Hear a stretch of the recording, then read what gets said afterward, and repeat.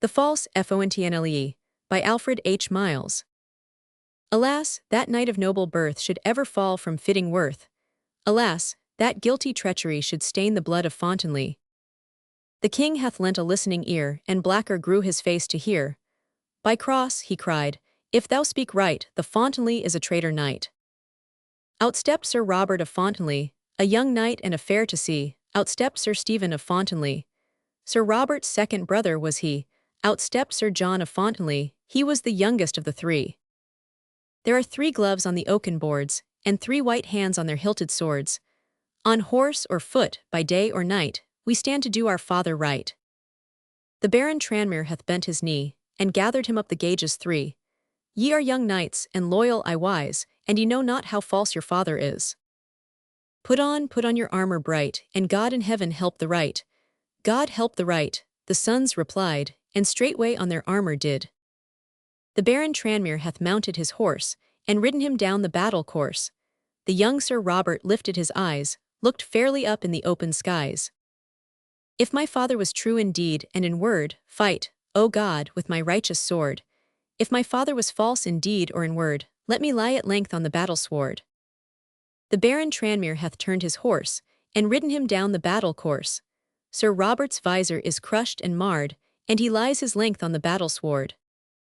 Sir Stephen's was an angry blade, I scarce may speak the words he said. Though heaven itself were false, cried he, true is my father of Fontanlee. And brother, as heaven goes with the wrong, if this lying baron should lay me along, strike another blow for our good renown. Doubt me not, said the young knight John. The Baron Tranmere hath turned his horse, and ridden him down the battle course. In bold Sir Stephen's best life blood his spear's point is wet to the wood. The young knight John hath bent his knee, and speaks his soul right solemnly. Whatever seemeth good to thee, the same, O Lord, attend on me.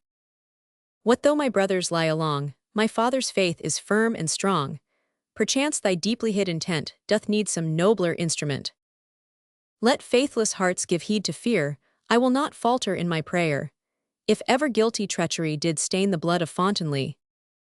As such an if doth stain my lips, though truth lie hidden in eclipse, let yonder lance-head pierce my breast, and my soul seek its endless rest. Never a whit did young John yield when the lance ran through his painted shield. Never a whit debased his crest, when the lance ran into his tender breast. What is this, thou young Sir John, that runs so fast from thine armor down? Oh, this is my heart's blood I feel, and it wets me through from the waist to the heel. Sights of sadness, many a one a man may meet beneath the sun, but a sadder sight did never man see than lies in the hall of Fontanlee. There are 3 courses manly and fair, each in its armor, and each on its bier. There are 3 squires weeping and wan, every one with his head on his hand.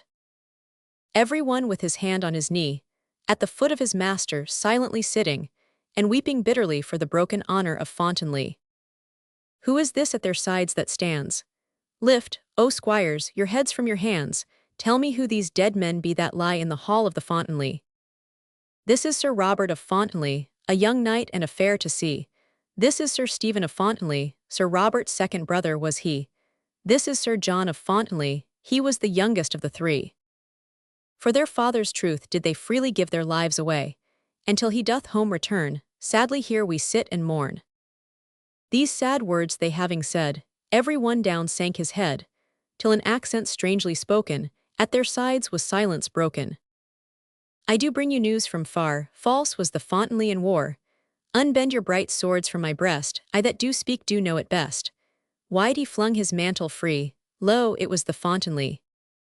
Then the squires like stricken men, sank into their seats again, and their cheeks in wet tears steeping fresh and faster fell a-weeping.